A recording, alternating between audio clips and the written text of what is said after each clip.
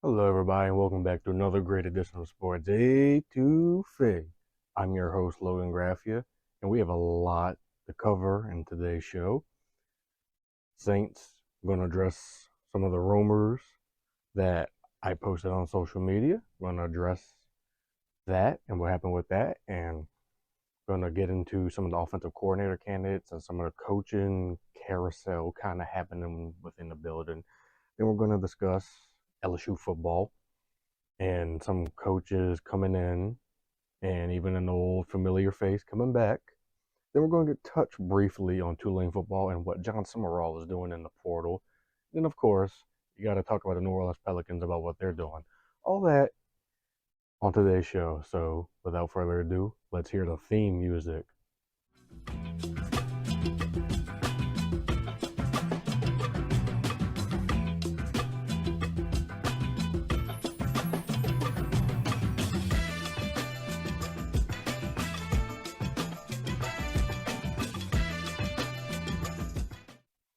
All right, so first topic, the New Orleans Saints. There was a rumor that I was told from my source earlier in the morning a couple days ago that Mickey Loomis was going to be stepping up and relinquishing his general manager duties and promoting Kai Harley. Well, that didn't happen. It happens. Sometimes I hear things and I have to report on it. Sometimes, excuse me, sometimes it's rumors, sometimes it's not. But this one was just a rumor that my source told me. He says, look, here's a rumor that I'm hearing within the building. It's not for certain, but here's the rumor that's going on in the airline right now. Fast forward to today, which is Wednesday, or whenever you're watching this podcast, the 17th of January. And Mickey kind of said it was made up and there was no truth to it, but it is what it is. I reported on it, was wrong. But again, I did clarify in my tweet that it was a rumor. So that's on me. Just want to get that out there. So Mickey's not stepping up, down, whatever.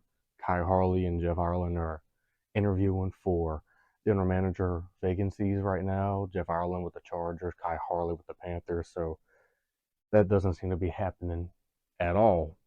So I'm going to stand 10 toes to the ground on what I reported.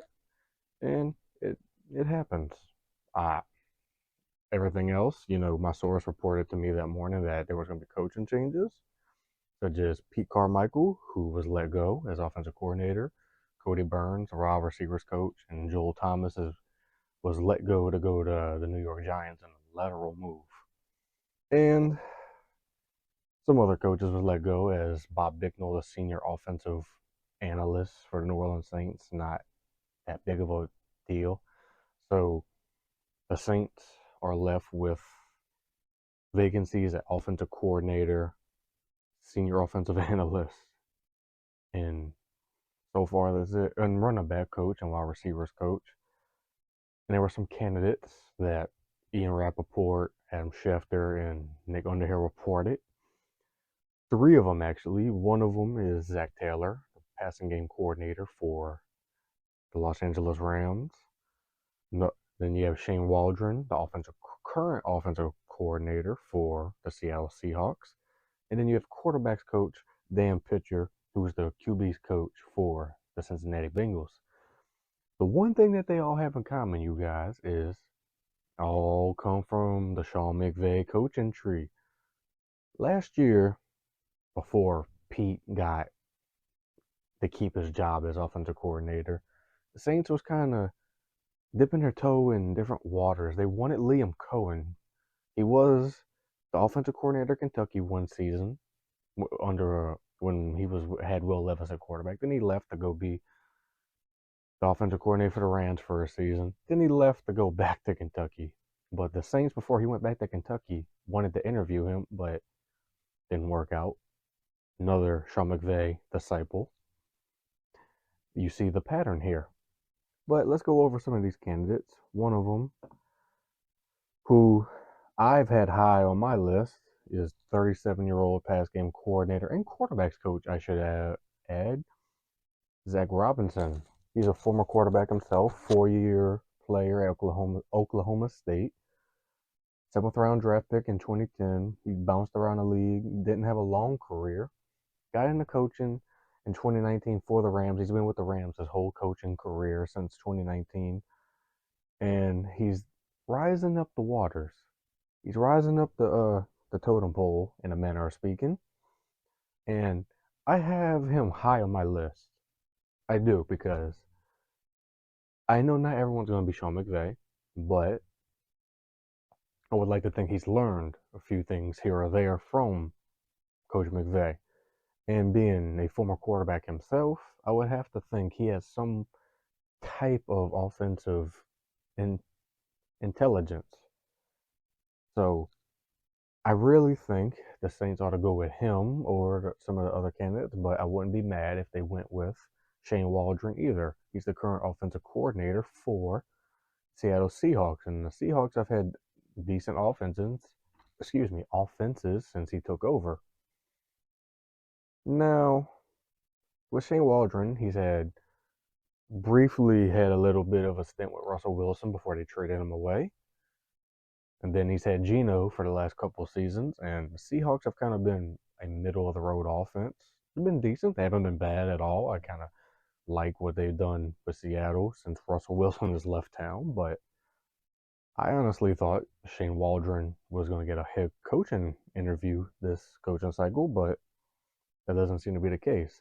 Then you have longtime Bengals quarterback coach Dan Pitcher, another one that comes under the McVay coaching tree because Zach Taylor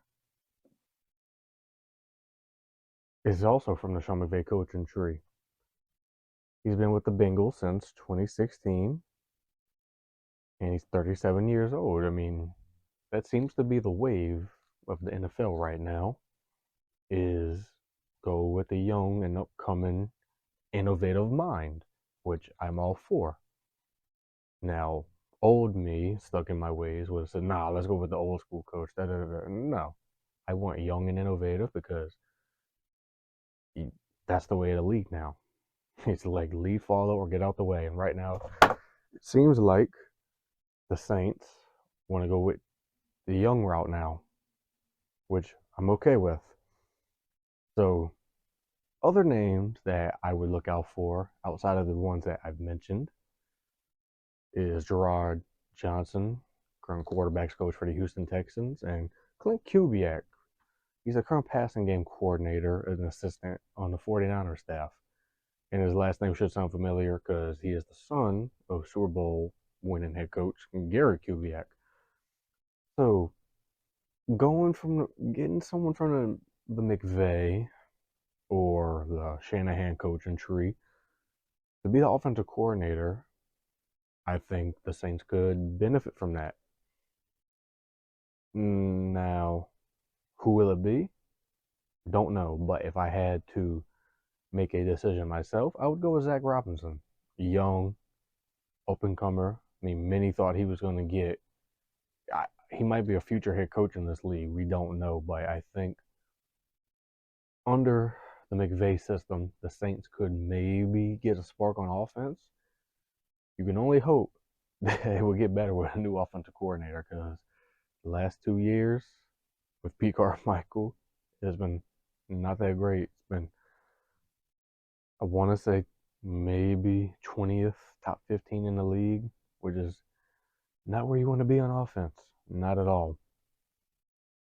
This is going to be a slow and steady process. It's not going to happen quickly at all. But so, like I said, Dan Pitcher is one that is interesting. He's not been on my radar at all, but I respect what he's done with the Bengals as the quarterbacks coach for the last 3.5 years. I mean, if you watch the Bengals this year, when Joe Burrow went down, Jake Browning stepped in. I mean, you have to think that he had something to do with the development of Jake Browning. He's a quarterbacks coach. And also, you got to say, he had something to do with the development of Joe Burrow a tiny bit. But there's going to be many more interviews. It's not just going to be 3. So, yeah, I would say Zach Robinson would be my first choice, Shane Waldron second.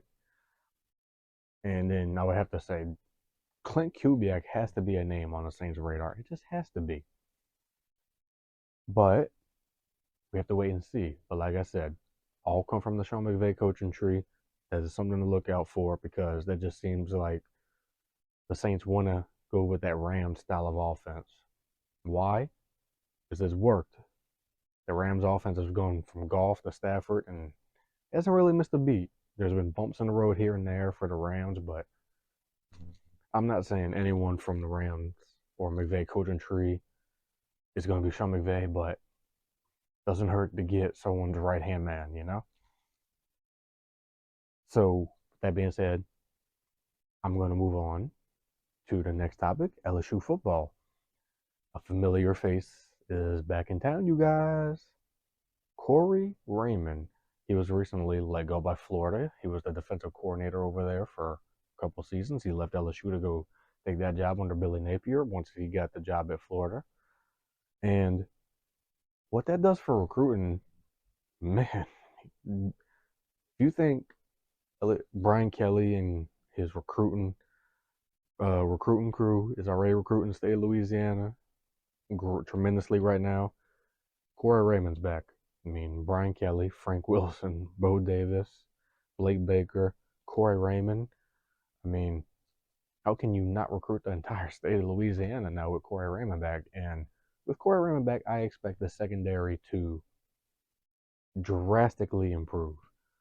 He's not the grandfather of DBU, that is Ron Cooper, but I would have to say he's probably the father of, DBU in a manner of speaking. I mean, a lot of former LSU players, even like Jamal Adams and a few others, was on social media being very happy about Corey Raymond being back. So I'm happy that he's back because the secondary last year was not the LSU secondary that I'm used to seeing. I'm used to seeing lock-up defense. And if you look at the staff on paper, I mean, Brian Kelly, potentially Joe Sloan as offensive coordinator. Then you have Cortez Hingan maybe being co-offensive coordinator. He's going to be the receivers coach. He's done a fantastic job. Then you bring in Blake Baker to be the defensive coordinator, who I think is going to improve this defense dramatically. I think he's going to use Harold Perkins in the right manner because Matt House, having Harold Perkins drop back in coverage as a DB, quite dumb, but Harold Perkins is a tremendous athlete. He can do it. And you bring in Bo Davis, another LSU alumni. What Bo Davis has done at each spot he's been at is develop defensive line. What he did at Texas, just to give off a name, Devondre Sweat. Have you seen what the Texas defensive line has looked like the last couple of years under his tutelage? Fantastic. But then you bring him back to Louisiana because he has Louisiana ties. Also, is LSU alum, like I just mentioned. The recruiting is all going to go up. It can only get better. Then you bring Corey Raymond back, like I said. Let's be honest. Don't need to explain much more about Corey Raymond. Self-explanatory. LSU on paper right now, excuse me. LSU on paper right now, you look at the offense, some of the returners, you look at Garrett Nussmeier, looked fantastic in that Eliaquez Bowl game against Wisconsin. You have the running back room, Caleb Jackson, Trey Holly, Josh Williams is coming back. The receivers, you got Kyron Lacey coming back, Aaron Anderson. You get Xavion from Mississippi State. And I'm leaving so many out, right? You get CJ Daniels from Liberty. You got Mason Taylor at tight end. The whole tight end room, you got most of your offensive line coming back. And then on defense, you got Blake Baker coming to be a DC. And he has a lot of players to work with. You got Harold Perkins coming back. You got Greg Pink coming back. Adrian Burns is coming back. Zay Alexander's coming back to corner. You got Javion Toviano, young up-and-comer. Probably might move to safety. We don't know. Then you got Jordan Allen, a young bug as well. This team is stacked with talent on paper. They just have to put it together. I honestly think, I want this to be on note, that I think LSU is going to make a run for it this year. Will they win a championship? To be determined. But will they make the playoffs? There's 12 spots. I honestly feel that LSU can at least make that sixth spot if they play their cards right and do what I think they can with the offense and the defense. I really do. I think they can make a run, get the sixth spot. So many other recruits are coming in for visits. I mean, I think Brian Kelly's doing a fantastic job, outstanding job. 10 wins each of his first 2 years here. I think year 3, this is the year Brian Kelly gets into the playoffs with LSU. There's just no way he doesn't. And now, speaking of other coaches that are doing a great job of recruiting, John Sumrall at Tulane. Let's talk about Tulane a little bit. Let's give them some love. John Sumrall has been working the portal as well as putting together his staff. I mean, go look at Tulane's staff that he's put together. I mean, he brought Joe Craddock with him from Troy to be offensive coordinator. I mean, putting together a great staff. Go look at the staff hires he's done. But for starters, I mean, let's see, you get a former 5-star quarterback in the portal, and Ty Thompson coming from Oregon. You get Shad Preston, 5-star receiver. You get Mario Williams, wide receiver, 5-star again. That's 3 players in a row. And Tulane's only getting more and more better. I mean, John Sumrall's doing a great job so far. I mean, I expect Tulane to be making a run for that 12, be one of the teams in that 12-team playoff. I mean, I expect them to win the AAC handily. Now, as far as QB1, I think it's Kai Horton's job to lose, but I wouldn't be surprised if Ty Thompson wins the job. Would not be surprised at all. I think Ty Thompson is just exactly who John Sumrall likes at quarterback, but if I had to make an educated guess right now, I think Kai Horton starts off as QB1, and then Ty Thompson gets to drive the car afterwards at some point during the season. But I like what John Sumrall is doing at Tulane so far, and we haven't even we haven't gotten to spring yet. It's only January, and John Sumrall is doing a fantastic job already. I think Tulane's set up for success for a long time. I mean, Willie Fritz, great coach. I love everything that he's done at Tulane, but he's always been on record saying he can't get the 5-stars to come to Tulane. But John Sumrall's gotten 3 since he's been here, just for a month and a half, if that. So, John Sumrall, hats off to you already. And I think Tulane's going to have an exciting season. And hey, maybe we can get, an LSU Tulane matchup in the playoffs. I mean, can you imagine, Tulane coming to Tiger Stadium in a playoff matchup? I mean, the atmosphere in that stadium for that game specifically would be outstanding. I would love to see that. So if you ask me, I think Tulane wins the AAC, and I think they can maybe get the 11th ranking or 12th ranking in the college football bracket. And as far as LSU, let's backtrack a little bit. I think LSU can win the SEC West again, and I think they're going to be playing Georgia in the SEC title game. I'm not saying LSU is going to go undefeated. I think LSU has 2 losses this year. To who? That's to be determined. I have to double check the schedule. It's on me.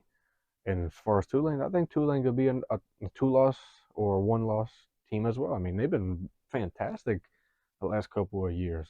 But moving on to the last topic, the New Orleans Pelicans. The 3-point shot has been falling for the Pelicans lately, you guys. And that has been something that this team has been needing for years. And the one player you have to talk about when you're talking about the 3-point shot falling is Jordan Hawkins, a.k.a. Hawkeye. Just a few games ago, the Pelicans was resting Zion, CJ, B.I., and Trey Murphy. You had most of the bench playing. I mean, Jordan Hawkins got the start. Dropped almost 40 points. Most of it from 3. I mean, Jordan Hawkins is really reminiscent of Ray Allen and Michael Redd, and a little bit of Steph Curry at this point. As much as he's making it rain from three, I mean, I remember during the draft process that when I was recruiting, he was number 2 on my board. But then, as I always do, I go back and re-watch film with everybody. But then I moved him up to number 1 because I'm like, he's perfect. He's exactly what you need. He literally is who you need. You need a 3-point shooter. He's the guy. And man, was I right? I mean, he's a winner. He's a proven winner from UConn, won the championship. I mean, what more can you say? The 3-point shots falling. I mean, CJ's making shots. BI is struggling as of lately, but against the Charlotte Hornets, triple double, making 3-point shots.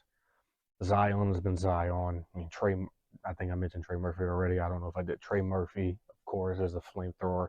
Herb Jones has been knocking down some threes. And Larry Nance, since he's returned from injury, he looks like he's got his legs back underneath him. He's been making threes. Jonas Valanciunas has been making a 3 here or there. I mean, this team looks very balanced on right now, but I think they can use one more weapon to solidify this team. And then I think we can make a really deep playoff run. But if this team stays healthy the way it is right now, God willing, I think this team has a chance to really make a deep playoff run. It all depends on health. And I'm very excited because I think Willie Green's got a good staff. I mean, I love the addition of James Borrega. That's worked out tremendously. You see the offense, everyone's moving, but there's certain games where it just seems lethargic. But recently against, excuse me, recently against the Charlotte Hornets, I mean, BI had a triple-double. He's been in a slump lately, and he really needed this game. 28, 10, and 10. That's fantastic. I mean, BI was coming out, he started fast. 12 quick points in the first quarter. Most of which from 3, actually. Got to give credit to this coaching staff for making sure you shoot the 3 ball. And even against the Charlotte Hornets, they broke a franchise record for threes in a game. I want to say it was 25 threes in one game. 25 for 43 from 3. That's fantastic. Shoot until you can't shoot anymore. That's what I say. Shoot more threes. I mean, and Zion doesn't have to drop 24 points a night when you have other players like BI, CJ, Trey, and Jordan Hawkins dropping 20 for you. I mean, this makes Zion's job easier. I mean, they're going to build a wall around him. Pass it out. Someone's going to be open. Zion is surrounded by shooters now, so it can only get better. It can only get better. But going forward, like I said, I think this team is dangerous, barring health. And like I said, God willing, I think this team, Western Conference Finals, if healthy. Who do they play? Maybe the Nuggets. Maybe the Timberwolves. To be determined. But as of right now, if the season kept playing the way it's out and played out the way I think it is, I potentially think we could be playing the Kings in the playoffs unless something crazy just happens and we finish with like the 10th seed or something. That would be ludicrous if you ask me. But overall for the show today, I wanted to just say, back to the Saints, they have a chance to get it right. They have a chance to get the offensive coordinator position right, get this team back on track. Now, another thing I want to just say about the Saints, I don't mean to keep going backwards, but before we end it, I wanted to just end it on this. There's a world where I don't see, there's not a world where I don't see John Gruden on this staff. You can have Zach Robinson, Shane Waldron, Dan Pitcher, Gerard Johnson, Clint Kubiak as your offensive coordinator, and I still think John Gruden will be on this staff. Probably will be your senior offensive analyst. He's going to be on this staff in some capacity. I think we ought to just rip the Band-Aid off and just get it out the way. He's going to be on the staff, but I really hope Zach Robinson is the guy. And for the record, I really still hope that this team drafts a quarterback. Jaden Daniels, trade up for him. I don't care if you have to trade up next year's first to go get him. Do it. Michael Penix Jr. if you have to, draft him or trade back up into the first round to go get him. I don't think he's going to go in the top 15. He might go in the 20s. We don't know. The draft is crazy. And I mean, I'm at a point. If you're going to go in like the fourth or fifth round, Michael Pratt from Tulane, I think he's an underrated quarterback. I mean, there's not many other quarterbacks that kind of, move the needle for me personally outside of Jaden and Michael Penix Jr. I mean, but we're going to save that for another day. I love talking draft. I'll ramble on for hours about the draft, you guys. But if I forgot to touch on anything, feel free to message me on Twitter, at me on Twitter, or just send me a shout out or comment on YouTube. Send me questions. I'm not hard to find. You can find me on Twitter at thesoulman57. You can find me on Facebook. Just search my name. And be sure to like, subscribe, and share this podcast. Can't do it without your viewership. So with that being said, you guys, I'm Logan Graffia. This has been another great edition of Sports Étouffée. I shall see you guys next time.